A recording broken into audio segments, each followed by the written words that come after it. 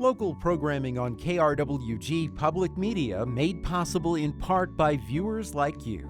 Thank you.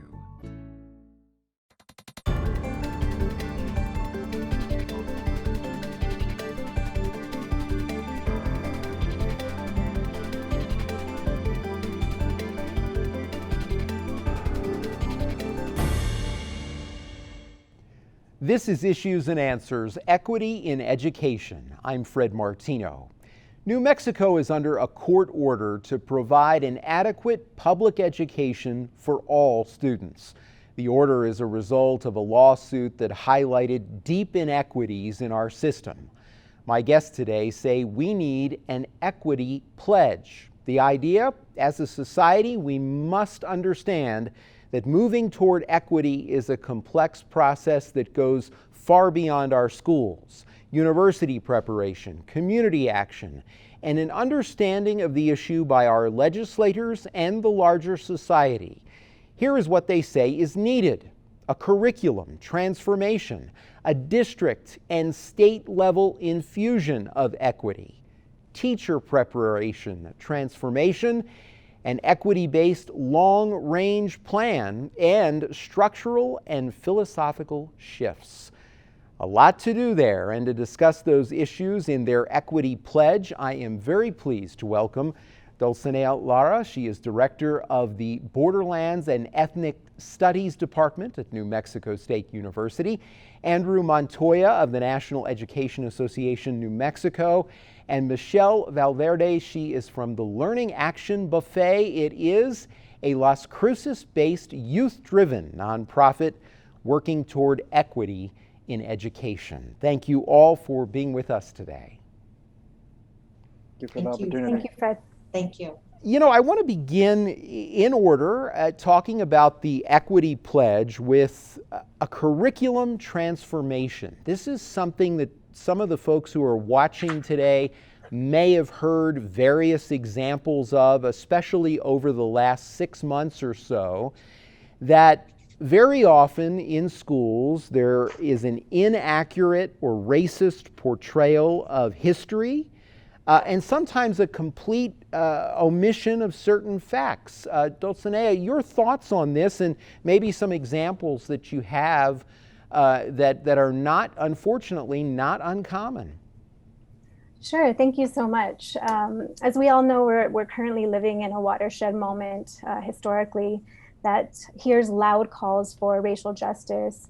And this is becoming the norm, this call for an education that informs us about how to relate to ourselves and each other more adequately. And we're seeing people really divided, more so than in recent history, on basic issues facing humanity. And so people in my profession are asking, why is this happening? And so I'm finding out that the curriculum that we keep teaching is inaccurate, like you mentioned, and there are biased portrayals across, regionally, our nation and the world, and that these incomplete lessons, Fred, leave out entire swaths, entire stories, entire experiences for the majority of our population. And here in New Mexico, we are a majority minority state. And so we're leaving out entire chunks of the reality. And so essentially people don't really know much about themselves. They don't learn much about themselves, and certainly not about each other. And so this creates a landscape where we have sort of a lack of trust or a lack of compassion. And so it's been a really long time since I was in high school in New Mexico. But what I'm seeing in my research and the work on the ground with teachers is that the curriculum and the textbooks really haven't changed so much. Or improved over time. And so examples of things that people are doing is really looking to ethnic studies, for example. Ethnic studies is a 50-year-old tradition, intellectual project, a program. And so along with other faculty at NMSU, we recently started the Borderlands and Ethnic Studies program so that we can offer to our students here at New Mexico State an education that's much more pluralistic and that touches on different experiences. Many of the students in our program are educators who are looking themselves for tools to shift the curriculum and to deliver a broader perspective to their students. And along those lines, you say that in transforming the curriculum, We need a critical perspective and structural analysis. Explain what that means. So I'd like to turn that over to Michelle to take that question on. Okay. Sure. So basically, we've kind of eliminated the humanities in some ways, Fred. We've kind of emphasized STEM to the detriment of humanities for a few decades. And I think the humanities with social studies, sociology, history, it really gives students, especially if you do it from an informed perspective and more pluralistic perspective, it gives students a strong foundation to ask the questions, where is the power in the United States? Where has it been? What are we doing policy-wise at the state level, the federal level? What are we doing internationally? And it really gives students a foundation that we've kind of lacked now for some time. Cornell West calls this kind of deeper learning paideia. It's a critical analysis that helps us to be more active in our democracy and in our society in really positive ways. So Yeah. I hope that answered your question. Well, and Michelle, very interestingly, in our area, we're dealing with this not in a hypothetical way, but a very specific way in one example with the controversy over Oñate High School. And, I think that relates to this question very directly. A critical perspective does, because you heard and you read many comments from people who were trying to say that by changing the name of the high school, you were erasing history, when in fact, some would argue just the opposite, that you would be respecting the fact that, in fact, Oñate did some very bad things, and so to put statues up of Oñate or name a school after Oñate does not reflect the actual history that occurred. Your thoughts on this? Sure, and I guess real quick, I'll go first. And I just want to clarify too, I'm not saying that there is no place for STEM. I'm saying we can have all of it. Right. We don't have to give up certain things in order to have other things. Yes. So in terms of the Oñate, Dulcinea, would you like to touch on that? Because I know you've been Yes, following that this kind of puts it into perspective to explain what you mean when you say to look at things critically, and I think it's really important, because I also see this certainly in all over the country in terms of Confederate monuments, the naming of military installations, that if you do that without showing the actual history and why people oppose that, you are not looking at it from a critical perspective, is the argument. I join, the three of us on this call have talked a lot about the Oñate issue, and we join a strong chorus of people in Las Cruces and in New Mexico and in the Southwest. The movement is one away from aggression. It's one away from violence. I think the Oñate issue gets couched as Native American perspective versus the conquering perspective. And I think that we need to complicate that. So that's where what Michelle is talking about with this critical perspective, with embracing history, is that we can understand that the memorialization of Oñate as the name of a school or a statue is the memorialization of that moment of violence. And so what we try to understand with ethnic studies is generational trauma. So what happens generations after that period of conquest is that you start to see the erasure of Native American perspectives. And so it's really an issue of moving away from a history that glorifies violence, whether it be the Confederacy, Christopher Columbus, all of these histories that are wrought with violence and aggression that leads to the normalization of racial hierarchy. And so I think that's what we're trying to point to, because you leave out all these populations from the conversation. So I was really pleased personally to see that the school board stuck with the decision to change the name. And I think that that's a show to our youth in this community that we don't stand by a violent history, that we want to look at a history more holistically. So it's very nuanced and complicated for sure. Okay. Any other thoughts on that from anyone on the panel? Okay, well, we'll move on. Andrew, another issue here in terms of curriculum transformation, and that is that you say that educators need to collaborate with the community, collaborate with districts to develop a culturally responsive opportunity for students to engage in community-based learning projects. Tell me about this and why this is important, and maybe you have an example. Yeah, most definitely. So when we talk about educators and collaborating with communities, that's taking our skill set back to its roots, right? It's focusing on the community school model. It's focusing on that culturally responsive approach to learning as well as teaching.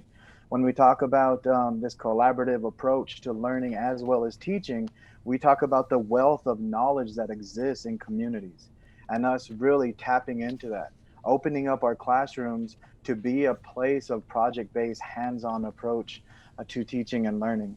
I spent over a decade in the classroom as an educator before I transitioned to work for the National Education Association. And each and every opportunity that I would provide for students to do hands-on project-based, that was the most transformational learning that these students had. Perfect example is the Enlace program. The Enlace program I taught at a high school here in our community, and the Youth Action Research Project was an extremely transformational approach that students focused on developing research-based skills, focusing on lit reviews, using and developing these skills to uplift those issues that exist in the community and find solutions for. The awesome thing about our students is they're our future and they know it, right? So when you actually provide that space for students to thrive in and not just focus on filling in bubbles or circling letters for answers, but actually have something to manipulate, have something to mold and shape into an idea, that's where you see the transformation that truly begins to take place in the curriculum. When we open up the doors of the classroom to the community, that's when you see the transformation transcend from that classroom, from the school to the community as well, because these skills that a lot of employers are looking for, they're looking for those opportunities to start teaching those skills inside the public education classroom. So why not provide those opportunities? Because that's exactly what we're trying to focus on. And Andrew, I would imagine as well, by doing this, it really emphasizes the importance of everyone when it comes to education. Too often, critics say this discussion is just about schools and teachers, and young people need the support of the entire community when it comes to their education.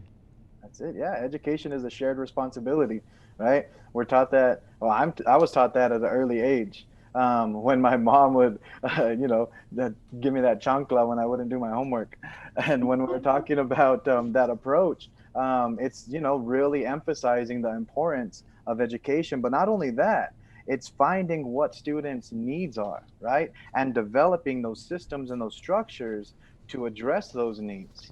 And then, of course, to enhance those interests, right? And I think that's what's really awesome with this whole approach is it does take a village, right? It takes a village most definitely. And the awesome thing about transforming curriculum, the way we see it is the more you open up the community into this process and this approach, the stronger the community becomes. Okay. I want to move on to district and state level infusion of equity. This is the second part of the equity pledge. And Dulcinea, I know one part of this is that you say, just like with the concern about the curriculum, that current teachers, not all, but some teachers, tend to lack a critical perspective and also structural analysis. If you can talk about that a bit. Definitely. I had the amazing, immense privilege to work with middle school and high school social studies teachers this summer. I worked with teachers from Alma de Arte, Las Cruces Public Schools, Carlsbad, Gadsden, Cobre, Silver City, Roswell. So a large population across the southern part of the state. I think we worked with 14 school districts. And there's vast differences across school districts in terms of their administration and their perspectives, their commitment to equity, their relationship to the Yazzie Martinez lawsuit you mentioned earlier. So there's a big difference in support, number one, and there's a big difference in sort of resources and access to field trips, access to materials, to technology. And so I just got this snapshot picture of southern New Mexico and the wide differences that teachers are facing. So on top of that, to ask educators to sort of learn something that they may not have seen themselves and then be able to translate that into the classroom, I think is a big task. And the teachers themselves were sharing with me that, I wish I had access to a curriculum that was more inclusive. I wish I had access to tools that would help me unpack societal structures for my students. And so teachers are working really hard, period. But then on top of that, they're expressing that the textbooks aren't pluralistic. They're asking me, what does anti-racist content look like? How do I create a pedagogy that disrupts the impacts of racism and sexism and homophobia in practice and in policy? And so these ideas didn't just come from us. This has to do with engagement with teachers on the ground who are asking for both the content and the support needed to engage the students and get them excited about seeing their place in society as full members. Yeah, Yeah. I think that's so important. And you said something there, to have teachers be anti-racist. And I want to expand on this a bit, because I'm sure everyone who is watching this program right now, and myself, who is hosting the program, has been in an educational setting, and you still hear this today very frequently in our public discourse, the idea of tolerance, tolerating differences, tolerance. And in fact, that in a way, many would argue, is part of the problem, that we need to embrace each other, embrace our differences, and know and understand how they make us stronger. And if we don't do that, then we're in real trouble. If you can talk a little bit about that and what it would mean and how you would teach someone who's going to be in the classroom to be anti-racist and to not just teach tolerance. Sure. That's such an important question. And, I teach graduate level courses on critical race theory, and we talk about white privilege. We talk about all these issues that are causing some excitement in the news media right now. I don't really get to anti-racism until a few weeks in, honestly, Fred. I think that part of the work that anti-racism asks us to do is sort of start with knowing more about ourselves, get rooted in our history, know our stories, and then recognize without any kind of excitement or controversy that our education system has racism at its core. And a lot of people get uncomfortable with that, but it's about time we normalize that concept and start to think about how we move beyond, like you said, tolerance, or, I'll sort of be amenable to being your neighbor. But anti-racism is an active verb that asks us to sort of start undoing the language and the behaviors and the practices that lend to a really divided hierarchical society whereby we can't see each other as full human beings. And then of course that dovetails into missed opportunities, closed doors, etc., and leads to this division. It leads to the situation that we're in right now. Okay. Andrew, following up on this, as part of the pledge, you say that educators need to model practices that support youth empowerment, diversity, and inclusion, and they need to propose and implement culturally responsive changes into the school system, district systems, and the state systems as well. If you can talk about that and maybe some examples of that. Yeah, for sure. When you start any type of classroom conversation, and mind you, when I talk about classroom conversation, I'm talking about middle school and high school because that's where I mainly taught. And you center the student in that classroom conversation, in that classroom environment, and you literally put the pen in their hand and empower them to list their dreams. And then you provide that platform for them to act upon those dreams, right? That's where we really start to see this transformation take place. When you talk about diversity and inclusion, that's where we start digging into my story, the story of self. The really awesome approach to the curriculum that I've used years after years with the Enlace program is all about asking those questions. Who am I? Where do I come from? Right? What's important to me? So when you talk about this diversity and inclusion and youth empowerment, it's literally flipping the classroom upside down. It's not saying I am the authoritarian figure in this classroom. It's more of a community-based approach, right?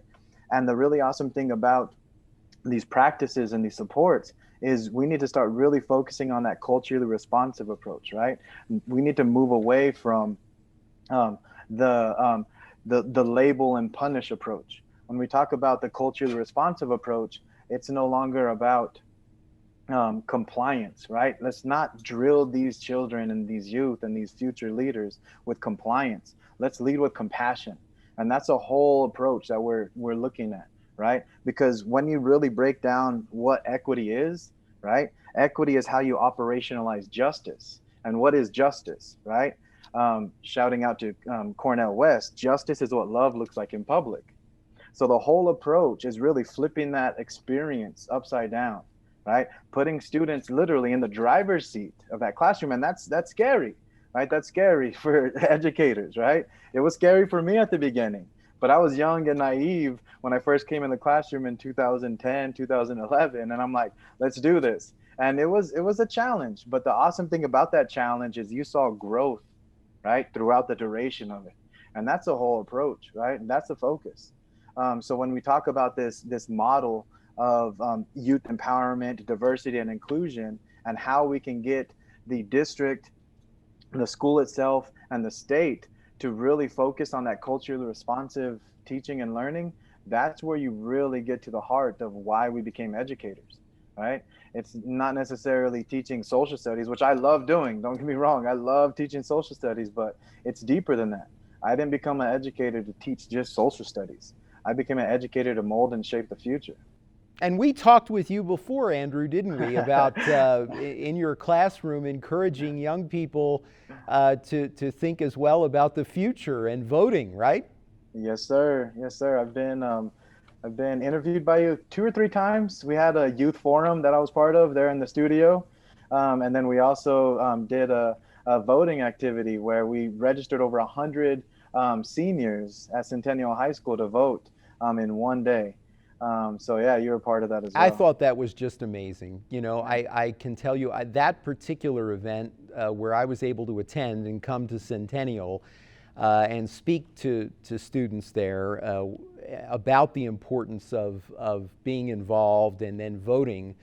I just thought it was amazing because we all can think back to times in school where those kind of experiences really make an impact. And I am sure that many of those young people will become regular voters. And we were, to put that into context, we were doing that at the time to remind students that even if they were 17 and they weren't yet 18 years old, if they were going to be 18 at the time of the next election, they could register to vote and yep. Get ready. And so I bet some of those students that day did indeed vote because they were going to be turning 18 before the next election. And Michelle, this really is a perfect transition to what I want to ask you about. Unfortunately, it does relate to voting that our state, part of the reason for this lawsuit is that our state right now does not have the resources and the staffing needed, nor the critical lens that we've been talking about to effectively support all districts, in your view? If you can talk about that. Absolutely, Fred. And I think that a lot of people in the United States don't realize that we have these incredible differences in per pupil expenditures across the nation. I was looking at the kids count data recently.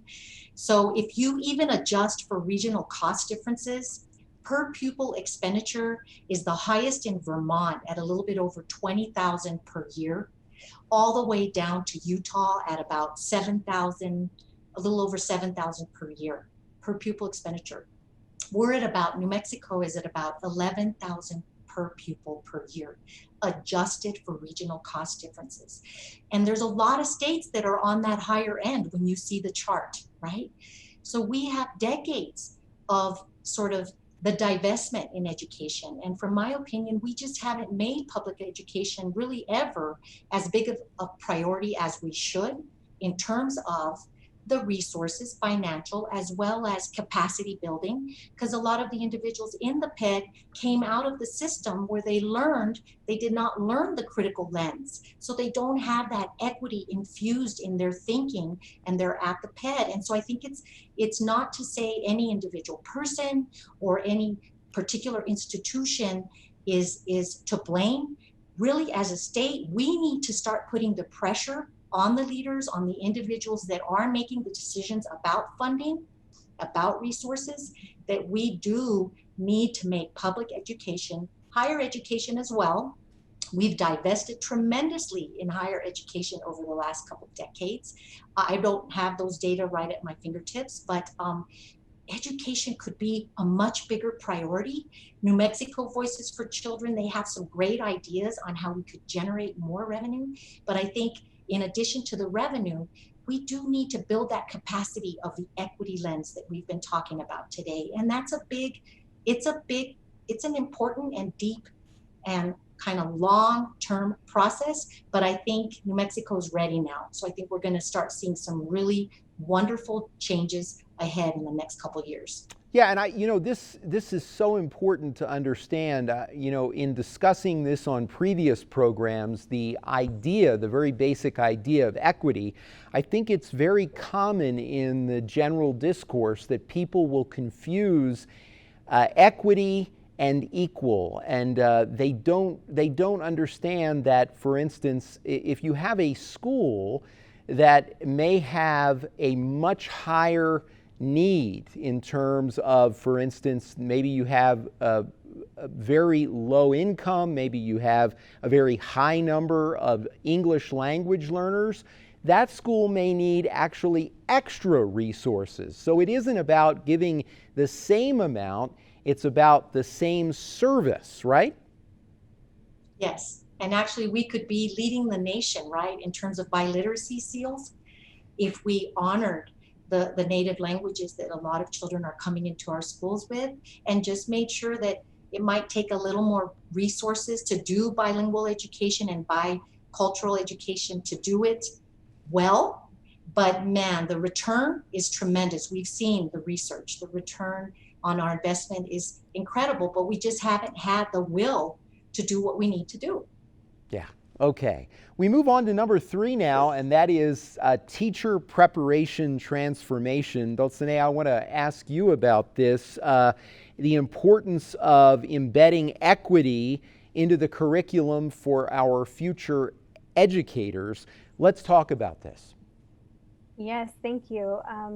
So I just want to start out by saying I come from a long line of educators, K through 12 and higher ed. So I have a ton of love for the profession. And, to speak to your question of equity, we need to really get on the same page as a society about what fairness means. So speaking to what you were discussing with Michelle, the idea of equity says that, you know, we need to look at history. And so this is why infusing equity and history into the curriculum is really important, so that we understand why populations are poor, or you have communities experiencing poverty, right? So, or we're impoverished, right? So thinking about land dispossession and colonization, things like that. Because I think sometimes people tend to think, pobrecito, you know, this poor community, this poor kid, and we don't need a charity model. We need a justice model based on historical realities. And so turning to teacher preparation, I'm seeing in my own research and connecting with other organizations that teacher prep programs in New Mexico across the state have not embedded equity into their curriculum. And of course, like you said, it's not everyone. There are certainly pockets of progress throughout the state, but a systemic and intentional focus on equity is not present in the programs that prepare our teachers for the classrooms. And so what we know is that teachers must be equipped with the ability to meet the needs of all of our diverse learners linguistically and culturally. And this is where higher education comes in. Thank you for mentioning it, Michelle, is that higher education has a critical role to play in partnering with our K through 12, pre-K through 12 system, and hiring practices and retention practices for faculty in these teacher prep programs need to really do equity, not just theorize about equity, but to have a commitment to those faculty who are community driven, who are very interested in the well-being of our students and their communities where they come from. And so we need faculty to be mindful of these things as they prepare the teachers for not only what to teach, but how to teach, how to engage students from different populations. And so I think there's a lot of work that we need to do across the spectrum. Yeah, and you know, would you agree with the fact that to even begin that discussion, there has to be a better understanding of the basic idea of equity? I have run into this very often, that people are confused and believe that it means that there's the same funding for every school district, and that's not what it means. I think you're right. I think that equality is, I think it was Andrew was saying that it's like every kid gets an apple, right? But if you walk into the classroom and there's a kid who has an orchard and a kid who has 0 apples, it doesn't make sense to give each kid an apple with the mindset that there will be equal outcomes at the end of the day. And so if we really want students to have equal outcomes at the end of the day, there needs to be an equitable perspective where we assess who has what. In a sense, we're talking about taking inventory of communities and students, taking inventory for where the challenges are. I think Andrew can speak better to that question. Yeah, and Andrew, let's you know, really talk about that. This is very, very timely, a very timely discussion.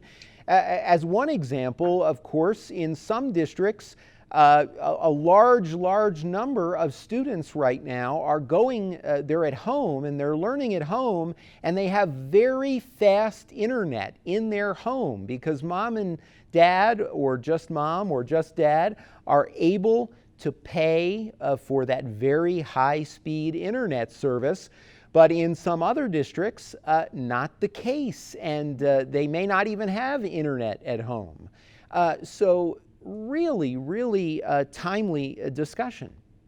Yeah, no, exactly. And, you know, just access, right? Access is extremely important, especially in the current time that we're living in, as well as, you know, before, and even it's going to be important after. And then when we talk about equality and equity, one of my favorite comparisons is equality aims to treat all students alike, but equity provides what each student needs for success. Yeah. Right. And I think that's what's really important that we begin to really understand is when we talk about equity, we're talking about ensuring that each student is equipped with what they need to find success in education and beyond. Right.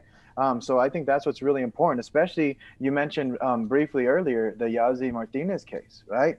Especially when we're talking about the students that focused on, right? Our indigenous population, our English language learners, our special education students, right? So that right there was really heavy on identifying those areas where we're not meeting equity, right? And I think what's really important for educators is to start, you know, raising their voice and saying, look at the inequities that exist. So we need to equip educators with that lens, right? With that critical lens, that equity lens, right? So they can see the programs that are being cut disproportionately compared to other programs, right?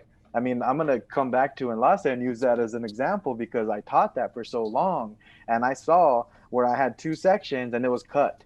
It was cut into one, And right? for people who are not familiar with Enlace, briefly, if you can just Yeah. explain what that is. So Enlace is a program that based on identifying the cultural strengths of students, right? It's a engaging Latino and Latina communities in education, right? So it's a pathway program. It's to equip students, and now Enlace is in every single high school. It's in a handful of middle schools and a couple of elementary schools. And what it's doing is it's really trying to focus on that cultural competency, focusing on developing leadership skills and preparing students to find success in college and beyond.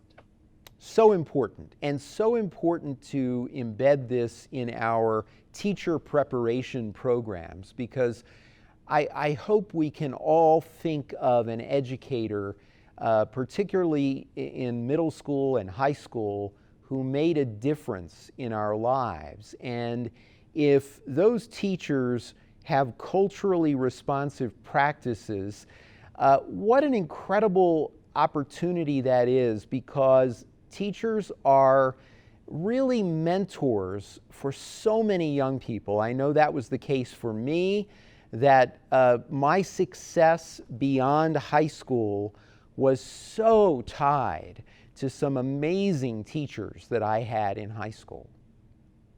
Exactly. And that's why we're really focusing on, identifying the learning needs of aspiring educators as well, right? Those individuals who want to become educators. And we need to, focus on the engagement of that self-reflective practice, right?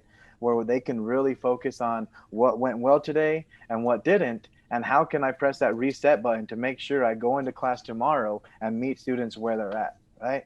I think that's what's really important, is to see students who they are, right? Not what they do, okay? And I think that's what's really important that we start focusing on. Move away from the test score nonsense, right? That's something that I've really been talking about since I came into this profession.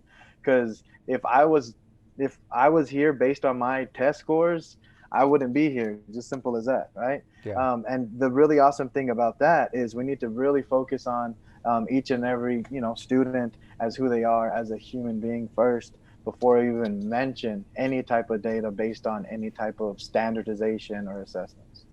Well said, and that moves us to number 4 in the Equity Pledge, an equity-based long-range plan. And Andrew, I'm going to start with you on this. You say, as a group, that New Mexico is lacking an equity-infused and strengths-based long-range comprehensive plan. Explain what that means. Yeah. So what that means is literally taking an assessment, right? Taking into account the strengths that exist in our communities and throughout the state, and developing a plan to get that to the next level, right? So when we talk about this equity infusion and focus on a strength-based long-range comprehensive plan, it's tying the classroom to the community, right? And there's tying the community to the business sector. It's tying that business sector to the health sector. So it's really connecting the dots, right? It's showing how our education system is the vehicle to literally transform New Mexico, right? And move us from whatever 50th place or whatever the standardization norms are out there, right?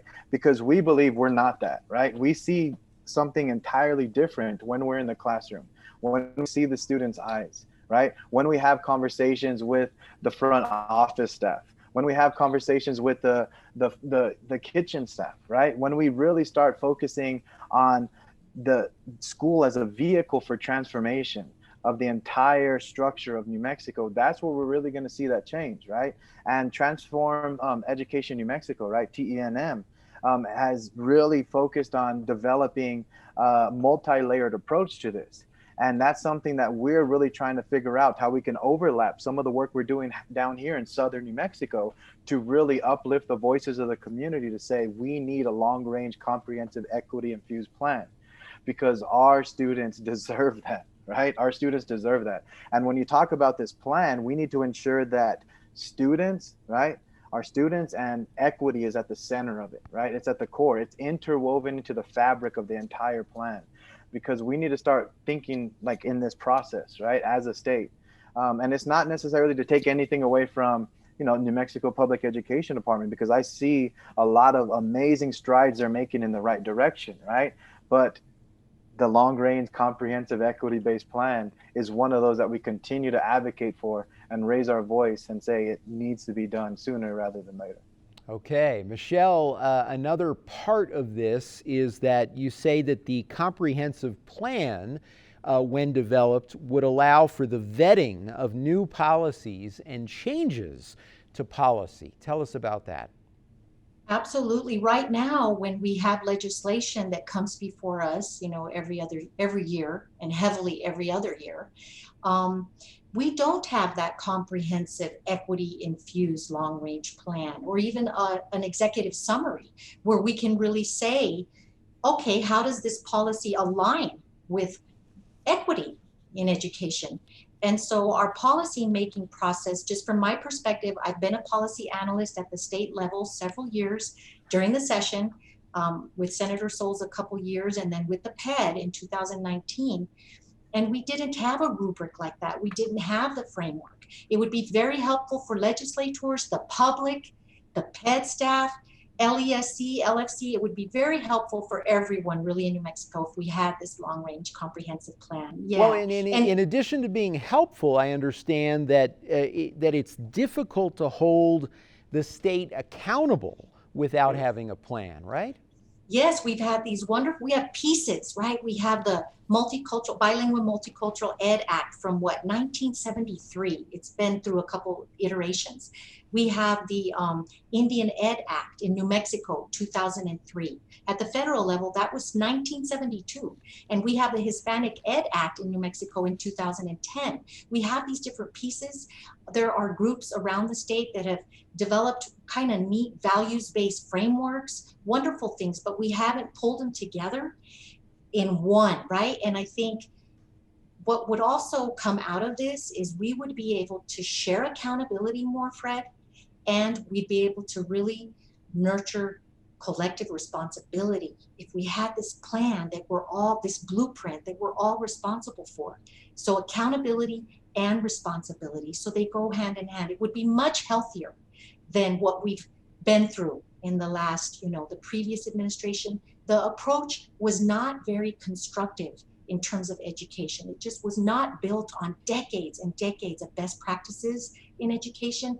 And we've come out of that era, and now we really need to look at what makes sense and what works in education. Okay. I'm going to move on in a moment to the fifth part of the equity pledge, but Dulcinea, I want to ask you quickly in terms of related to this issue, your thoughts on the need for our state, for New Mexico, and really for schools all over the country to do a much better job of celebrating one part of our cultural diversity, and that is language. That we have young people who are bilingual, and this is much, much more common in many other countries outside the United States. And some would argue, and I'm curious for your perspective on this, that part of the reason why it's not as common here for students to be bilingual or even speak more than two languages is that we don't celebrate it, and it should be celebrated. That's a great point. And to go back to the Yazzie Martinez lawsuit, it's looking to figure out how to infuse culturally relevant and linguistically relevant curriculum into all of our schools. I had an experience when I was teaching abroad in Budapest in many years ago, 10 years ago at least. And I had 8 students from Las Cruces from NMSU, and we were on a train, and a young man about my student's age got onto the train, and we were playing a game, and he was just sitting there, and he finally chimed in to answer this trivia question that my students were posing. And they all turned to him and they said, "You speak English?" And he said, "Not very well," even though he was very fluent. He said, "I only speak 8 languages." And he was sort of like apologetic about it. And I think that opened my students' eyes to the fact that here we're lucky if we're bilingual here in the borderlands. But it's beyond not being celebrated. It's not supported or honored. Even the bilingual education programs in our state are stigmatized, are not well supported. The teachers are not well supported. And so I agree with you that I think it's a sign of progress to be able to celebrate and support the fact that people are multilingual. In wealthier communities, you see that bilingualism is a celebration, where in poor communities it's considered a hindrance. So I think that, and I tell my students, all of us are multilingual. We speak many languages, we cross languages and approaches. We talk to our pets differently than we talk to our children or our bosses. And so this is just one way to invite people into the celebration, as you mentioned, to being truly bilingual and able to communicate across differences. So that's a huge piece. Thank you for bringing it up. I think it's just so critically important, because this also, people watching this program now need to understand that the lack of that celebration of the incredible ability for people to speak more than one language, it really affects students. It does affect them deeply. I have talked to students who may, as you were just giving the example, may be down on themselves for not being quite as fluent in one language as they want to be. But in fact, their ability is so far above so many others by speaking 2 or 3 languages. And that is a celebration. That should be celebrated. Moving to number 5 in the structural and philosophical shifts, Dulcinea, you say, and this may be controversial for some folks may not agree with this. You say that the current education system is not student-centered. Tell me your thoughts on this and why you say this. I think, to broaden the scope, Fred, I would say that the 5th tenet, the idea of structural and philosophical shifts, means that we need to take an inventory and a good look at our values. Right. I think right now we're facing a big existential question as humans, certainly as United Statesians, about what are our values, right? And so I think we exist in a meritocracy where there's winners and losers. Some of the teachers I worked with this summer talk about privileging the A students, and they get a field trip and the others don't. But what I think the equity pledge is calling for is a pluralistic, cooperation system that values multiple perspectives. And so I think what we mean when we say that it's not student-centered is that it's focusing on the test, it's focusing on the way schools should be structured, the very expensive teaching platforms, right? There's all these ideas that we have that are very expensive that I think take the focus away from that little individual in front of you. And so I think that's what I mean, and my colleagues will go deeper into that. But I wanted to share, something that I use with my students is I offer them a penny and a marble at the beginning of class. And I offer the idea that, there's not 2 sides to every story, as we sometimes think, but there's infinite sides to every story. So to hold on to that marble and think from everyone's perspective in that room, or try to place yourself into that perspective, which means that each student has a vantage point. Each student has a world within themselves, has a legacy. And so I think, and again, not to place blame anywhere, but I think the way that teachers are not as supported as they can be, don't have the tools and resources, it's very difficult to give each individual student the place that they deserve in the education process. You and others have mentioned standardized tests, and we don't have time to go deeply into that, but I want you teaching in higher education. I want you to talk about this. I have done this as well. I have taught at the college level, both here and in Michigan. And one thing that I have noticed as a dramatic effect of the proliferation of standardized testing is that students in high school are not getting near as much writing experience as I had when I was in high school, and that has a dramatic effect on the college experience for students. If you can talk about that just briefly. Yes, I do think that there's a big question of writing quality at the college level. But I think that going back to the standardized testing, the problem with that is it's not inventive, it's not equitable. We purchase our tests from other states. They don't understand the context of our people. And I think that it misses out on a huge percentage of these learners. Yeah. And so wouldn't you agree though as well that not having extensive time for writing in high school, it's about more than just writing when you get to college, because I had a professor who once told me, when you teach someone to find their voice in writing, you're doing so much more than having them gain skills in grammar. You're teaching them how to think, and you're teaching them how to think for themselves, how to grow, how to explore ideas. You're speaking of a beautiful education idea, Fred. And I think that, talking to teachers this summer, they're asking for less rigid pacing guides. They're asking for more time to prepare their classes. Some teachers are going home and translating the textbook into Spanish because they have 3 students that don't speak a word of English, and they're not providing services for them.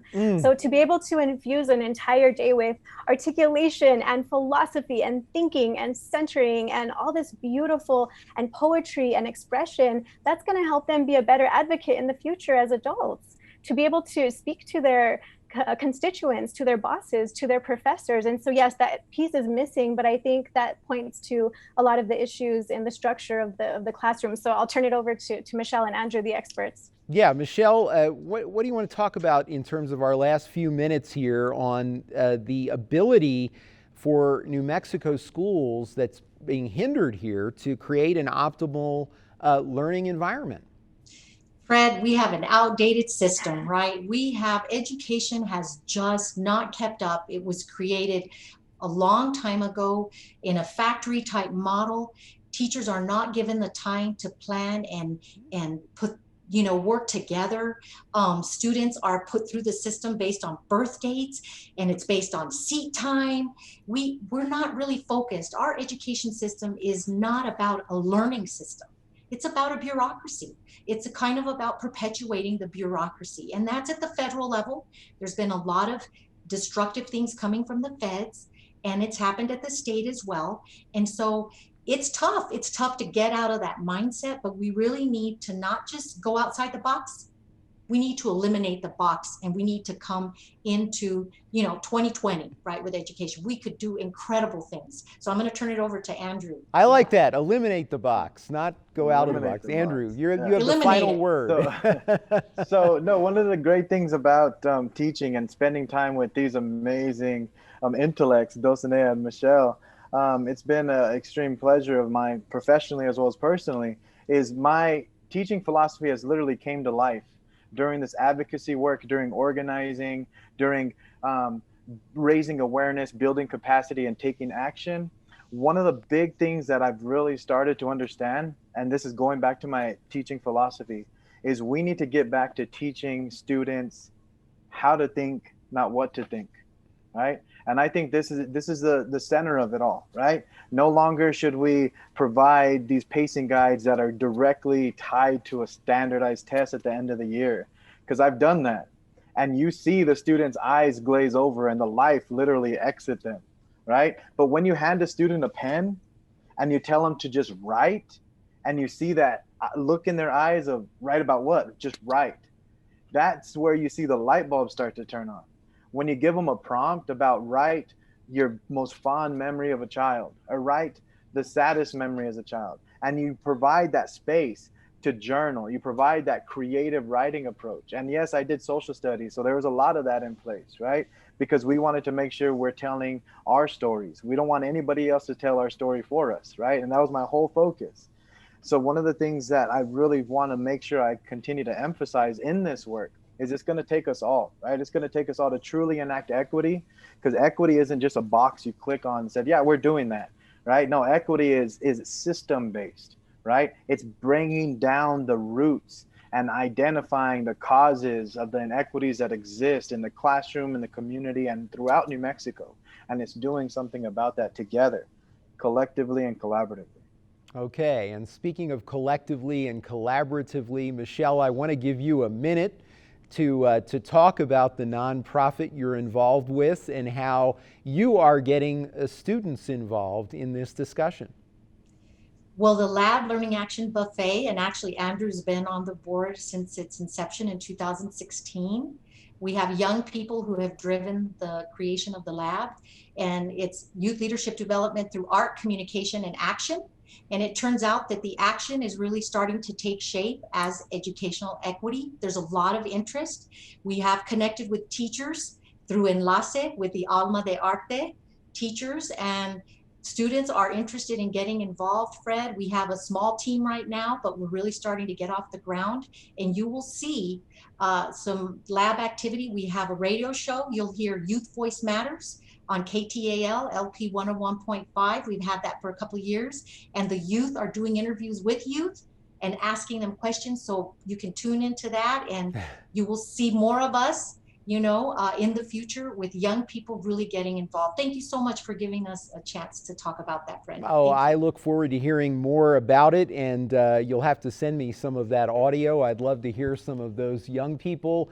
Getting young people involved directly is so important, and certainly has been the honor of my life in broadcasting as well as in the classroom to get young people involved, which is why I appreciate you giving me the opportunity today to talk about these important issues, and also to talk about the idea of encouraging young people to do that exploration and writing while they're in school, because Andrew, you hit on it, that this helps teach young people that they have a voice and that they can develop their voice and their thoughts, and those thoughts are critical to the future, their future, but also the future of our entire country.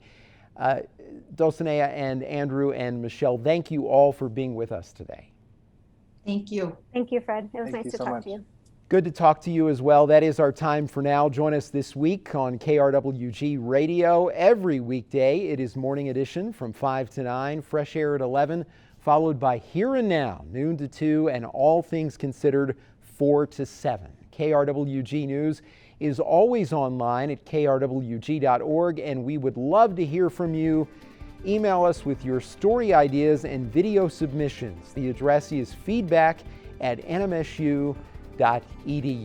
For all of us at KRWG News, I'm Fred Martino. Have a great week. We'll see you next time here on KRWG Public Media.